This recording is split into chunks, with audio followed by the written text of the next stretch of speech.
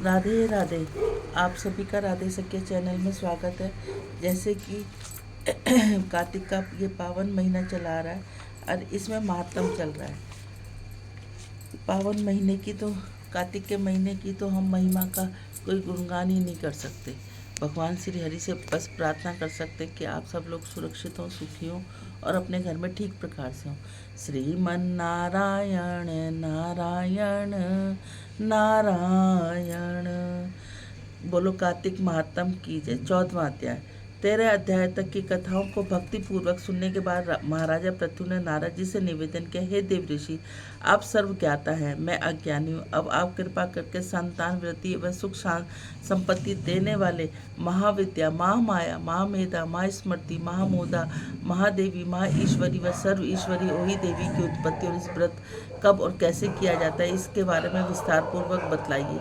महाराजा पृथ्वी द्वारा इस प्रकार प्रार्थना किए जाने पर नारद जी ने एक प्राचीन कथा सुनाते हुए कहा, हे राजन, एक समय कली काल में बड़ा भारी दुर्भिक्ष पड़ा। भीषण अकाल और महामारी फैलने से अनेक व्यक्तियों की अकाल मृत्यु हुई। तब सब लोग इस विपत्तियों से छुटकारा पाने का उपाय सोचने लगे। अंत में निश्चय करके कार्तिक कृष्णा सप्तमी को सबने व्रत रखा। व्रत के प्रभाव से सायकाल चामुंडा देवी हाथ में नरमुंडों के लिए प्रकट होकर कहने लगी, मैं रुद्र सहित विहार करने के लिए आई हूँ, परंतु समस्त संसार में पाप छाया हुआ है। ब्राह्मण, वेदहीन, क्षत्रिय, सामर्थ्यहीन, वैश्य और शूद्र धर्महीन हो गए। स्त्रियों में पतिव्रता धर्म छोड़ दिया, इसलिए सभी लोग कि ओही का व्रत करना चाहिए। कार्तिक कृष्णा सप्तमी को ओही की केवल रोगियों को छोड़कर से सभी स्त्रियों पुरुष सारे दिन भोजन न करके सायकाल ओही देवी की पूजन करें। ओही देवी मेरा नाम है, अतः सभी व्यक्ति ओही पूजन को मेरा पूजन मानकर भक्ति भाव से करें। ओही अष्टमी का पूजन विधान पूर्वक बताते हुए चामुंडा देवी ने कहा, सभी व्यक्ति अपने घरों को गोबर और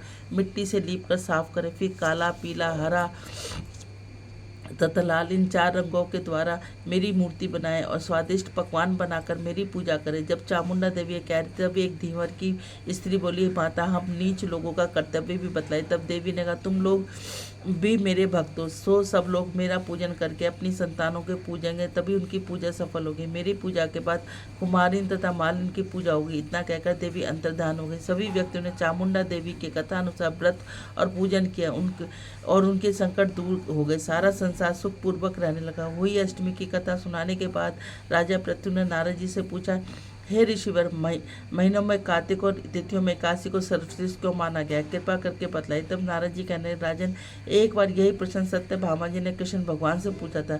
भगवान श्री कृष्ण जो उत्तर सत्यभामा को दिया हुआ मैं तुमसे कहता हूँ। एक समय सत्यभामा जी ने कृष्ण जी से कहा, हे प्राणनाथ, आप सभी मास और तिथियों को बराबर है, तब कार्तिक माह की एकादशी क्यों सर्वश्रेष्ठ मानी गई। तब श्री कृष्ण का, हे प्रिय, शंख नामक एक दैत्य समुद्र का पुत्र था। दैत्य इतना बलवान था कि उसने इंद्राती देवताओं को स्वर्ग से निकालकर उसका स्थान स्वयं ले लिया।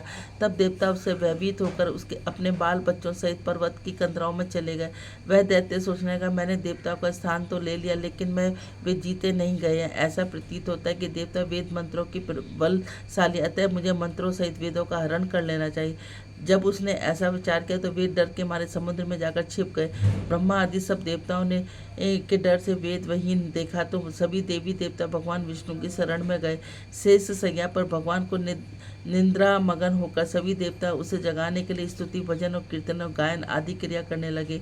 भगवान विष्णु को जगाने पर सभी देवताओं ने अर्ध आसन, पाद्म, अर्ध आचमन, स्नान, वस्त्र, यज्ञोपवित, चंदन, पुष्प, धूप, दीप, नैवेद्य, तांबुल, पान, प्रतीक्षा तथा 16वां नमस्कार भगवान विष्णु का 16 प्रकार से पूजन किया। तब विष्णु भगवान प्रसन्न होकर देवताओं से कहने लगे, देवताओं, मैं तुमसे प्रसन्न हूँ, अतः शंख और दैत्यों को मारकर मैं चारों वेदों को शीघ्र ही ले आऊँगा, परंतु आज से वेद बीज मंत्रों सहित कार्तिक माह के जल में निवास करेंगे। अतः कार्तिक के महीने में जो कोई जल में स्नान करेगा उसको यज्ञ करने के समान फल प्राप्त होगा, उसके समस्त विघ्न दूर हो जाएंगे। हे देवताओं, आज एकादशी के दिन आप सबने मुझे जगाया, इसलिए सब तिथियों में एकादशी को मान्यता अधिक है, पर वस्तु कार्तिक तथा एकादशी का बल मुझे अत्यंत प्रिय है।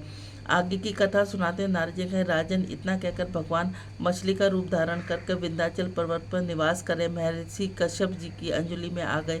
कश्यप जी ने अपना कमंडल में डाल दिया, कमंडल भर गया तो मत्स्य रूप भगवान कहने लगे, इसको कोई बड़ा स्थान दो। तब कपस्वी ने घड़ा दिया, घड़ा भी भर गया तो उन्होंने कुएं में छोड़ दिया, परंतु भगवान मत्स्य रूप से तेजी से बढ़ते गए। अतः कपस्वी जी ने उनको समुद्र में डाल दिया। भगवान ने एक अत्यंत विशाल मछली का रूप धारण करके दैत्यराज शंखचूर को मार दिया। शंखचूर के मारे जाने के पश्चात भगवान मत्स्य रूप त्याग कर विश्राम हेतु बद्री नारायण चले गए।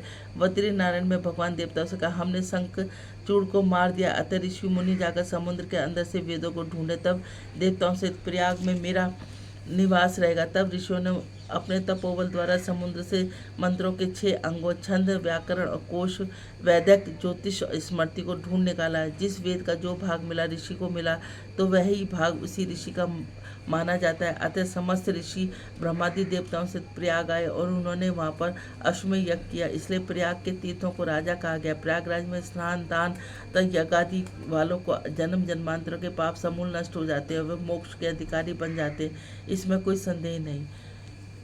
बोलो कार्तिक मास की जय। श्रीमन नारायण नारायण नारायण, लक्ष्मी नारायण नारायण नारायण, तुलसी नारायण नारायण नारायण, श्रीमन नारायण नारायण नारायण। बोलो राधे राधे। यदि आप सब लोगों को ये चैनल अच्छा लगता है तो इसको ज़्यादा से ज़्यादा लाइक करें, ज़्यादा से ज़्यादा शेयर करें, नए हैं तो सब्सक्राइब करें। बोलो राधे राधे।